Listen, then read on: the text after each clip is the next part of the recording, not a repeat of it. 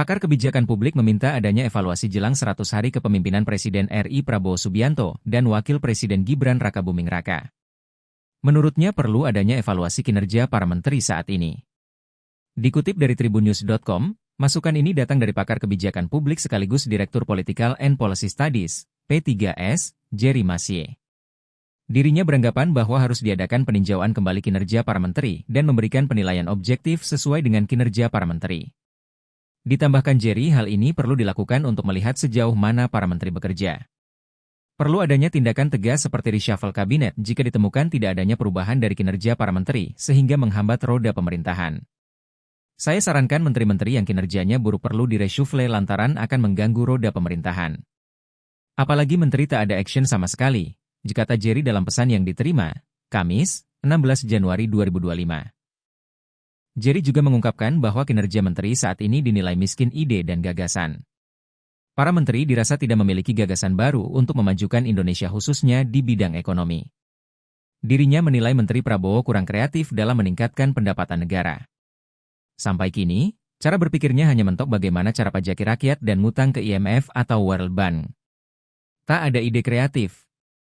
Dirinya menyarankan pemerintahan Prabowo perlu mengadopsi cara pemikiran Presiden kedua Soeharto, di mana saat itu Soeharto membebankan 80% pajak di sektor ESDM atau Natural Resources dan 20% dari PPN. Di sisi lain dirinya berkomentar mengenai terlalu banyak menteri di pemerintahan saat ini. Hal ini dilihat dari beberapa menteri yang belum terlihat hasil kerjanya bahkan tak berkembang. Padahal mereka sudah meminta tambahan anggaran. Pasalnya api para menterinya tak ada hasil tak perlu dipertahankan. Sejauh ini saya melihat menteri yang ratingnya dan kinerja baik hanya dihitung dengan jari. Ada pula menteri yang konsepnya hanya mau tambah anggaran bukan menambal anggaran negara, ada pula yang hanya jadi penjilat, kata dia. Jerry beranggapan bahwa pemerintahan saat ini kurang memiliki grand strategi dan grand design dalam mencari solusi pertumbuhan ekonomi menjadi 8% sesuai dengan harapan Prabowo. Kita sejauh ini kalah dengan Vietnam dan Malaysia. Yang mana Vietnam tumbuh 7,09%, bahkan kita juga kalah sama Filipina yang menorehkan 6,3% pertumbuhan ekonominya tahun 2024, kata dia. Sedangkan kita mentok di 5,1%, bahkan sejumlah ekonom memperkirakan pertumbuhan ekonomi kita tahun ini akan mentok di kisaran 5%, ujarnya. Jerry juga menyebutkan bahwa saat ini nilai rupiah anjlok menjadi nomor 5 di dunia. Coba optimalkan pajak kendaraan di Indonesia serta aktifkan kembali tiket dan e-tilang bagi kendaraan, saya kira negara akan untung besar. Contohnya jumlah kendaraan beroda 2 atau motor 125,3 juta buah. Kalau itu dikalikan F300.000 saja pajaknya, maka per tahun negara akan menerima 37,5 triliun rupiah per tahun. Belum lagi kendaraan beroda 4, bis, berjumlah 243.450 dan mobil barang 5.544.173 berapa saja pajaknya, ujar Jerry.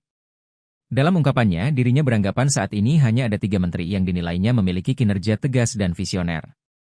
Di antaranya Menteri Pendidikan Tinggi, Sains, dan Teknologi Satria Brojonegoro dan Menteri Pertanian Amran Sulaiman, serta Menteri KKP Wahyu Trenggono. Mereka yakni Menteri Pendidikan Tinggi, Sains, dan Teknologi Satria Brojonegoro dan Menteri Pertanian Amran Sulaiman yang berani mencopot anak buahnya yang koruptor dan juga Menteri KKP Wahyu Trenggono, kata Jerry. Jerry kemudian berharap Prabowo mempertahankan 3 menteri tersebut. Saya kira prestasi mereka harus tetap dipertahankan, tandasnya. Download Tribun X sekarang. Menghadirkan lokal menjadi Indonesia.